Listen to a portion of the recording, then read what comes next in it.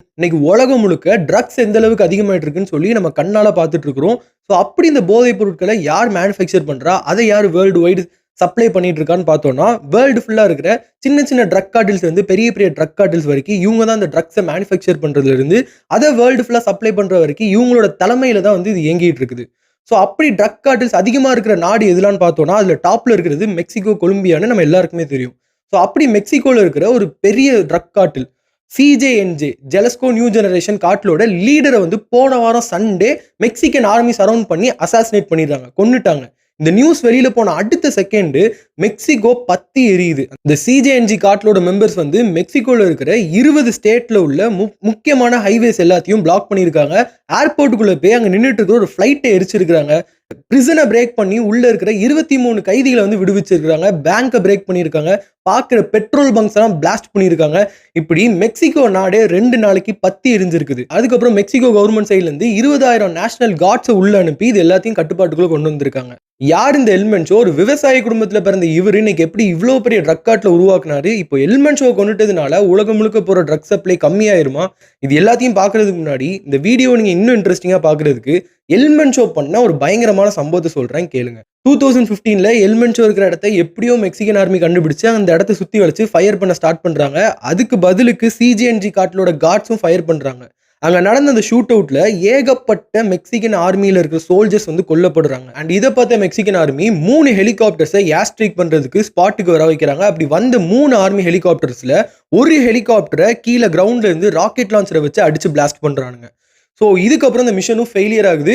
And அடுத்தது தான் Mexican ஆர்மிக்கு தெரிய வருது ஃபர்தர் இன்வெஸ்டிகேஷன். அந்த ஹெலிகாப்டர் எப்படி டவுன் பண்ணாங்க, அந்த என்ன ராக்கெட் லான்ச்சரை யூஸ் பண்ணாங்க அப்படின்னு பார்க்கும்போது ரஷ்யாவில் இருக்கிற மோஸ்ட் பவர்ஃபுல்லான ஒரு ராக்கெட் லான்ச்சர், ரஷ்யன் ஆர்பிஜின்னு சொல்றாங்க அதை.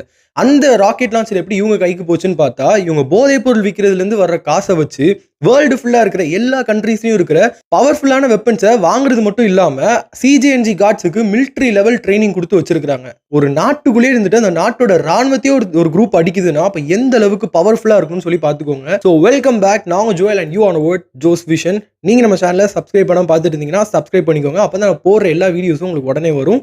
அண்ட் இப்போ எல்மென்ஷோ யாருன்னு பார்க்க ஆரம்பிக்கலாம். நெமசியோ ஒசேகுவேரா செர்வான்டிஸ், இதுதான் அவரோட முழு பெயர். எல்மென்ஷோ வந்து மெக்சிகோவில் இருக்கிற ஒரு விவசாய குடும்பத்தில் பிறக்கிறாரு. இவங்க வந்து அவகேடோ ஃபார்மில் வேலை பார்த்துட்டு இருக்கிறாங்க. ஸோ அப்படி ஒரு வறுமையான சூழலில் வளர்ற எல்மென்ஷோக்கு வந்து அதிகமாக காசு சம்பாதிக்கணுங்கிற பேராசை வருது.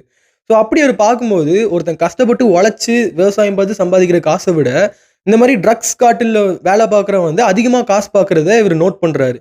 இதை பார்த்து அவரு சரியான வழியில போகாம தவறான வழியை தேர்ந்தெடுக்காரு. ஈஸி மணி பக்கம் போறாரு. ஸோ அப்படி அவரோட டீனேஜ்ல அமெரிக்காக்குள்ள இல்லீகலா என்டர் ஆகுறாரு. என்டர் ஆனது மட்டும் இல்லாம அமெரிக்கால ஹெராயின் டிராஃபிக்கிங் பண்ற இந்த ஹெராயினுங்கிறது ஒரு மோசமான போதைப் பொருள்.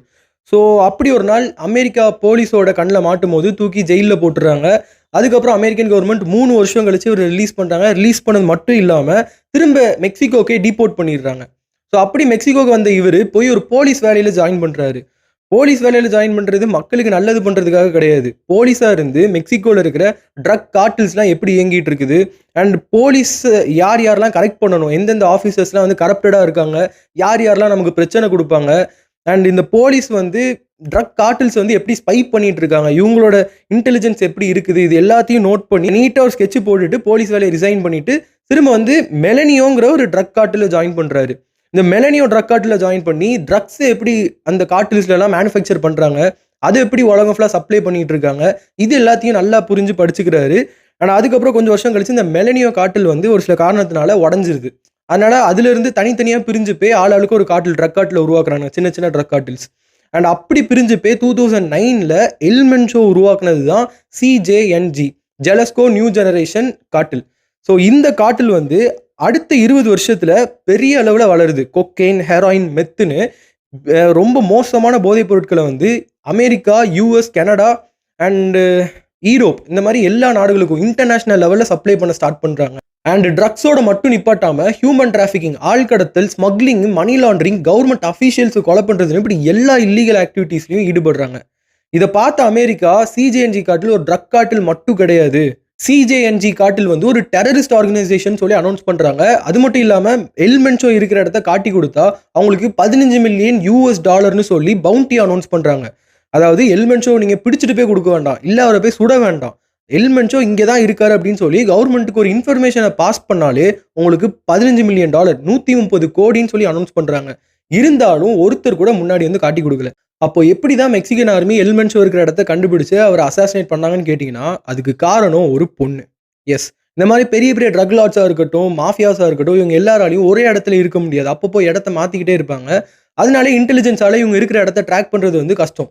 ஆனா இவங்க பண்ற தப்பு என்னன்னா, அவங்க போற இடத்துக்குலாம் அவங்களோட கேர்ள் ஃப்ரெண்ட்ஸையும் எப்படியோ ஆட்கள்லாம் செட் பண்ணி கூட்டிட்டு வந்துடுறது. இதை இன்டெலிஜென்ஸ் நோட் பண்ணி எல் மென்சோவோட ஒன் ஆஃப் த ரொமான்டிக் பார்ட்னரை வந்து ட்ராக் பண்ண ஆரம்பிக்கிறாங்க. அண்ட் அப்படி அந்த பொண்ணு வந்து ஒரு நாள் ஜலஸ்கோல இருக்கிற டப்பல்பாங்கிற ஒரு மலை பகுதிக்கு போறதை ட்ராக் பண்றாங்க. அண்ட் அங்கதான் எல் மென்சோ இருக்கலாம்னு சொல்லி ஒரு இன்ஃபர்மேஷனும் வருது.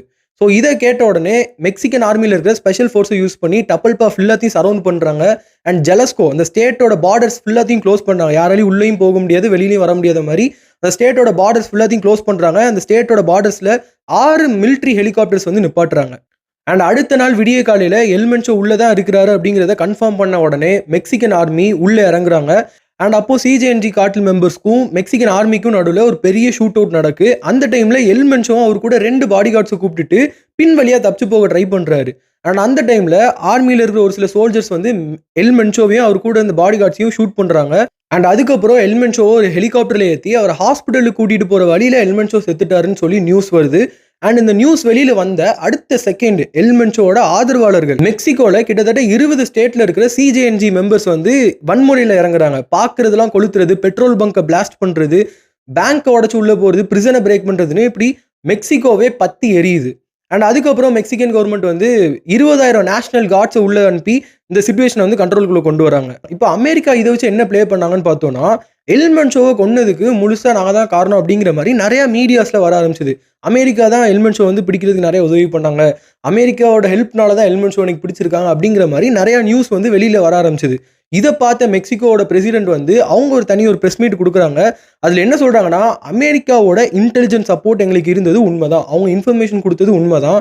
ஆனா மற்றபடி எல் மென்சோ இருக்கிற இடத்துக்குள்ள போய் அவரை அசாசினேட் பண்ணது வரைக்கும் எங்களோட மெக்சிகோ ஆர்மி தான் ஃபுல் அண்ட் ஃபுல் பிளான் பண்ணதா இருக்கட்டும், ஆப்ரேஷனை சக்ஸஸ்ஃபுல்லாக முடிச்சதா இருக்கட்டும், இந்த எல்லா கிரெடிட்ஸுமே மெக்சிகோவோட ஆர்மிக்கு தான் சொந்தமாகும் அப்படிங்கிற மாதிரி ஒரு ப்ரெஸ் மீட் கொடுத்துருக்காங்க. இப்போ எல் மென்சோ கொண்டுட்டதுனால இனி உலகம் முழுக்க போற ட்ரக் சப்ளை வந்து கம்மியாயிருமா அப்படின்னு கேட்டிங்கன்னா கண்டிப்பா கிடையாது. எல் மென்சோ இறந்துட்டாருங்கிற செய்தி வந்த அடுத்த 4 நாள்லயே அடுத்த சிஜிஎன்ஜி காட்டிலோட லீடர் யாருன்னு சொல்லி பேச்சுவார்த்தை நடத்த ஆரம்பிச்சிட்டாங்க. இப்போ அதுல எந்த பேர் வந்து அடி வாங்குதுன்னா எல் பெலான். இவர் வந்து எல் மென்சோவோட ஸ்டெப் சன்னு சொல்றாங்க. நிறைய மீடியாஸ்ல வந்து இவர் தான் சிஜிஎன்ஜி காட்டிலோட அடுத்த லீடர்னு சொல்லிட்டு இருக்காங்க. ஸோ அப்படியே எல் மென்சோ கொண்டுட்டதுக்கு அப்புறம் சிஜிஎன்ஜி காட்டில் கொலாப்ஸ் ஆனாலும் அதுக்கு அடுத்தது வேற ஏதாவது ஒரு ட்ரக் காட்டில் வந்து வளர்ந்து வர ஆரம்பிச்சிடும். ஸோ அப்படி எல் மென்சோ அப்படிங்கிற ஒரு தனி நபரை கொண்டுட்டதுனால இந்த ட்ரக் சப்ளையை நம்மளால நிப்பாட்டவோ குறைக்கவோ முடியாது. அண்ட் இந்த வீடியோவை இதோட நான் எண்ட் பண்ணிக்கிறேன். இந்த வீடியோ உங்களுக்கு பிடிச்சிருந்தா மட்டும் லைக் பண்ணிக்கோங்க. அண்ட் அடுத்தடுத்து நான் போடுற வீடியோஸை நீங்கள் உடனே பார்க்கறதுக்கு சேனலை சப்ஸ்கிரைப் பண்ணிக்கோங்க.